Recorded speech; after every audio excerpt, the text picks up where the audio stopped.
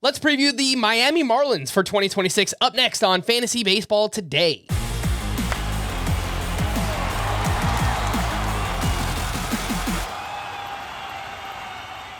Welcome to On the Beat, a mini team preview series we're doing here at Fantasy Baseball Today. I am Frank Stampfl, joined by my friend, my buddy. We've worked together for a long time, Craig Mish, Miami Marlins insider. You can see him talking Marlins on their TV broadcast as well. Make sure to give him a follow on X at Craig Mish. I actually hijacked this one. I know Chris Towers is the Marlins fan. I said, you know what, move over, Chris. I want to talk to my buddy here, Craig. Let's get into the offseason, and we'll start there. They signed Pete Fairbanks and Christopher Morel. They acquired outfielder Esteury Ruiz from the Dodgers, but this is perfect timing because at the time of recording, the Marlins just traded away Edward Cabrera to the Cubs for three prospects, Owen Casey, Christian Hernandez, and Edgardo De Leon. You were all over this trade. You were the first with the return.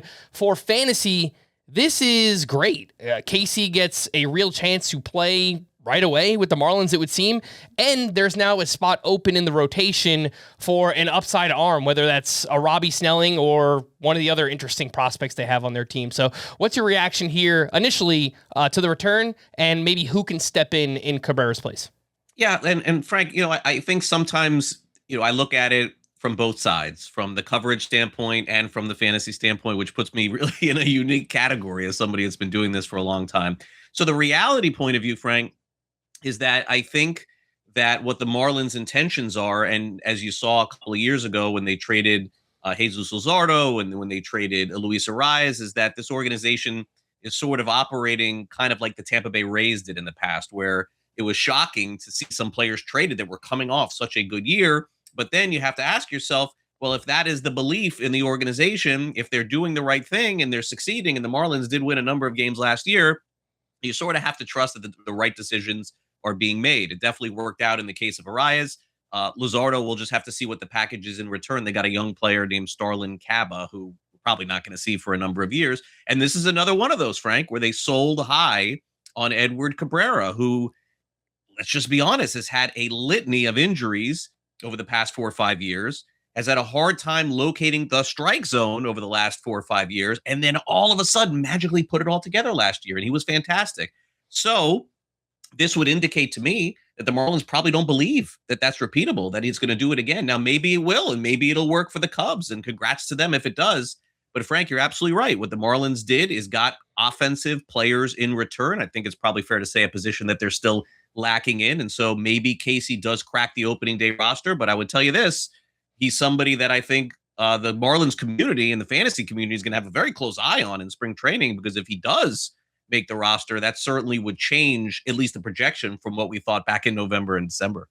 Yeah, it feels very Kyle Stowers-like, right? Very similar skill set, hits the ball really hard, huge power metrics in the minors as well. And, he goes to a team where he can learn from someone like Kyle Stowers. So we'll see what Owen Casey could do this spring. Do you have any feel on who could step in for Edward Cabrera into this rotation? Do you think Robbie Snelling has a real chance to maybe be up on opening day as well?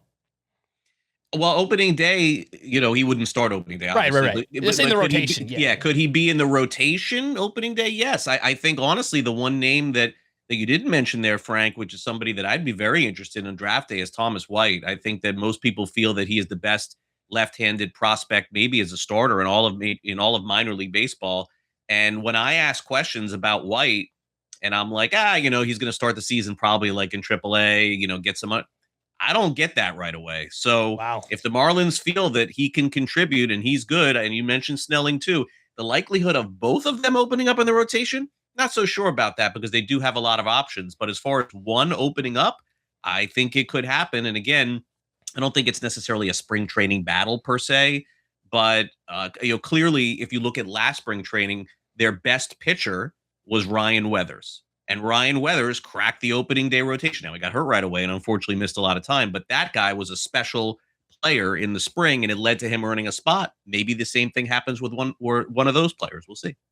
One of the bigger fantasy questions, I think, for the Marlins is their bullpen. So all of last year on the podcast, I had this running bit that the Marlins do not have a closer, and they never will ever again, because whenever we thought we were starting to figure out who the closer was, their manager, Clayton McCullough, would change things around and go with someone else in a save opportunity.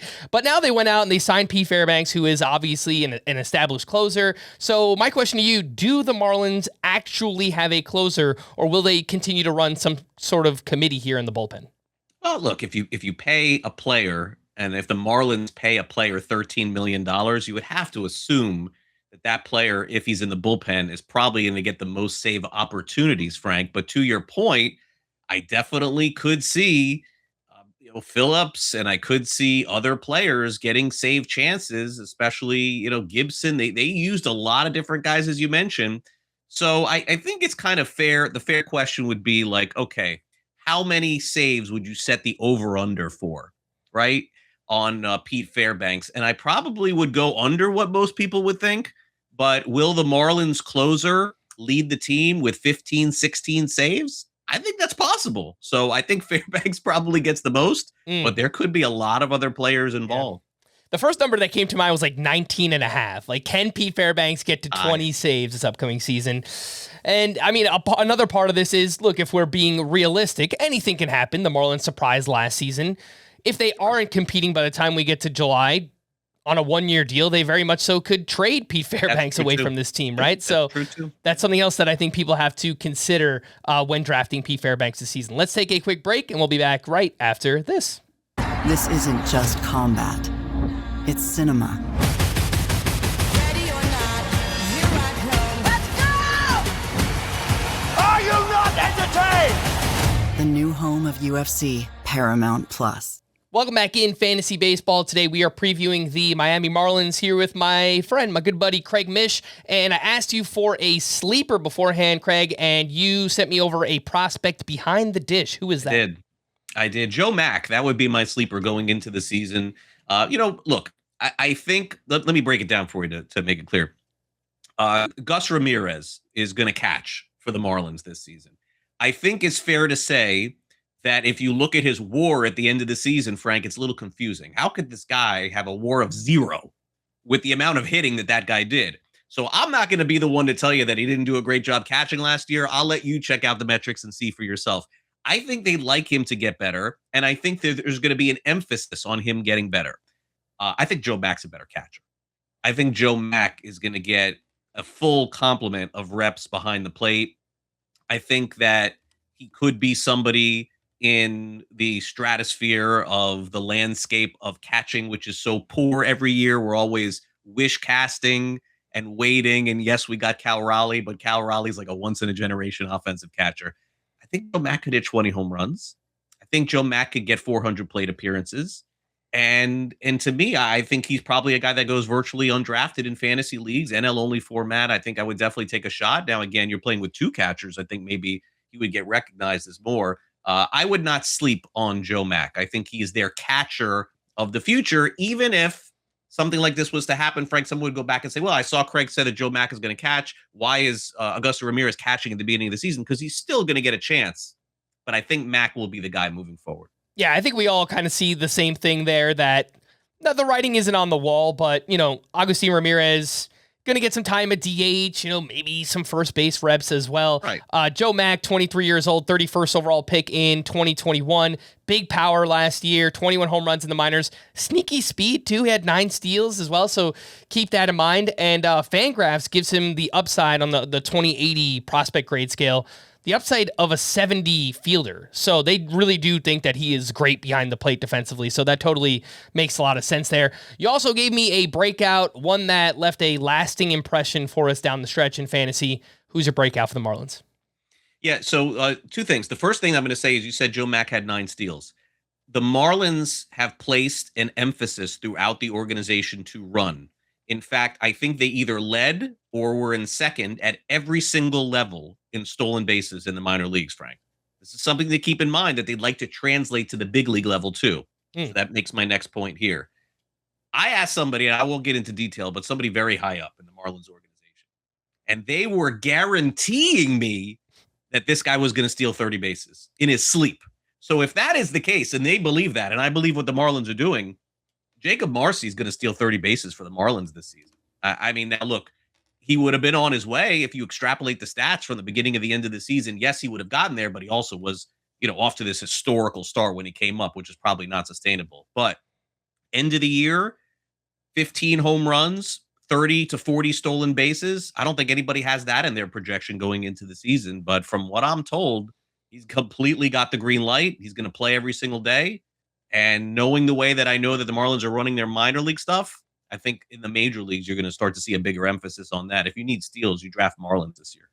That's a very interesting note. Definitely one that we need for fantasy. Obviously, the new rules and everything the past couple of years, steals have been up, but with steals being up, you need even more of them to compete in your Roto League. So definitely looking at some Marlins for that. The Steamer projection actually has him for 33 steals this upcoming season. So perhaps we can get that. Maybe even a little bit more would be nice. I'm rooting for the kid too, Jacob Marcy. I saw him out in the Arizona Fall League back in 2023. That was the year he won the MVP, and he came back the next year, had a down season, and obviously bounced back in 2025. So hoping we do get a big season here out of Jacob Marcy. Big thanks to Craig Mish. Make sure to give him a follow on X at Craig Mish for more extensive fantasy baseball coverage. Listen to our full-length podcast, Fantasy Baseball Today, on Spotify, Apple Podcasts, or anywhere else podcasts are found. Thanks for listening to our On the Beat team preview series. We'll be back again tomorrow. Bye-bye.